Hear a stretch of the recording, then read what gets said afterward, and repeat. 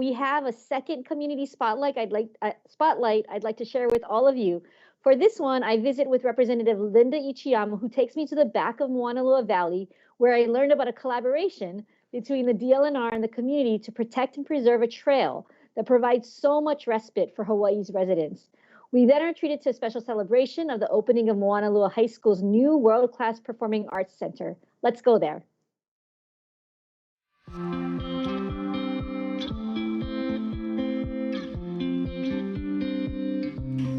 Good morning, Representative Ichiyama. Thank you for welcoming me to District 32. Can you tell me where we're at? Thank you so much for coming, Majority Leader. We are at the trailhead to the Kamananui Valley Trail in Moanalua, and this is a DLNR trail, and it has been a very, very valuable resource for the community. People bring their families, their dogs, and it's a very well-used, very well-loved trail. So you've represented the area for several years. This has been a project long in the making. Can you kind of describe what is the public-private partnership we have here? Sure.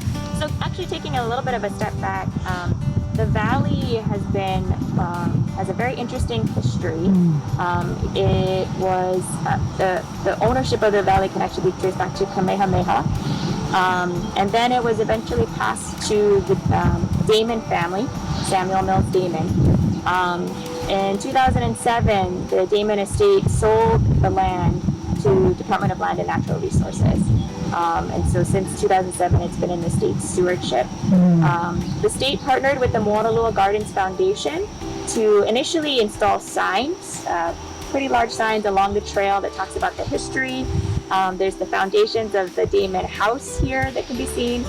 There's also several streams, and it's pretty wet and muddy, so we can't go too far in. But that was the first thing we did. The second was a larger project to completely rehabilitate the trail, making it much more user-friendly, to help deal with some of the washed-out sections, and really expand access.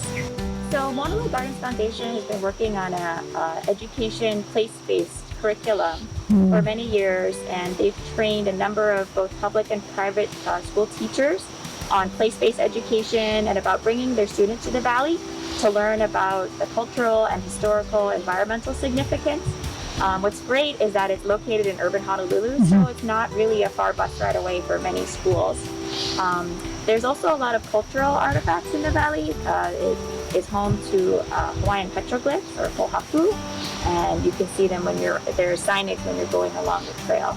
So it's a really great place for students to get a real live experience in the environment, as well as with native Hawaiian culture. So it's a place for education, it's a place for recreation, it's a place for history and learning about our history. There is a constant stream of hikers, so it's very popular. I think what helps is that it's so accessible, especially for families, because the valley trail is flat. And there's a couple of stream crossings, but generally speaking, it's not too much of an incline. But there's also an option for more experienced hikers to go up the side of the valley, and that's a pretty spectacular hike too. All right, thank you for sharing it with us. Thank you.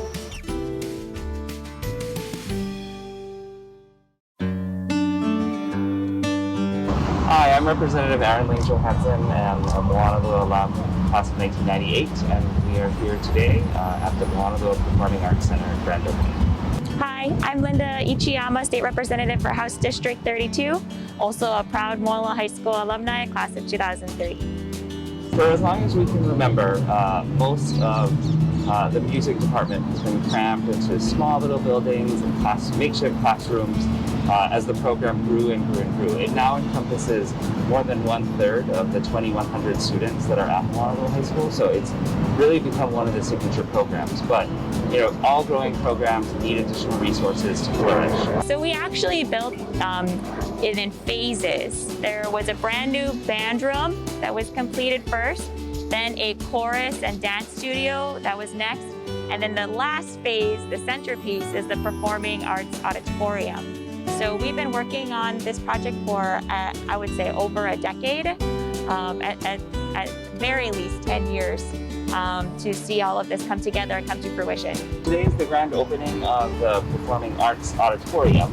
This brand new state-of-the-art facility, really the only one between the Pro City Auditorium and the Neil Blaisdell Concert Hall of this size, will be open, sort of viewed for the first time by a lot of stakeholders who helped make it come.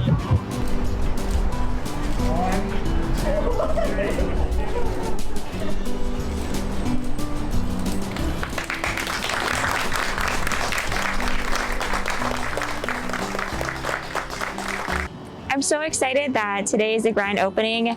The community has watched it being built for the past year and a half. And I think it really is for the community. We want it to be used primarily, of course, to showcase our great music programs, but it also can be a resource for community theater, performances, bringing culture to our district. I think for both of us, this is such a special day being Moanalua alum. The school gave us so much.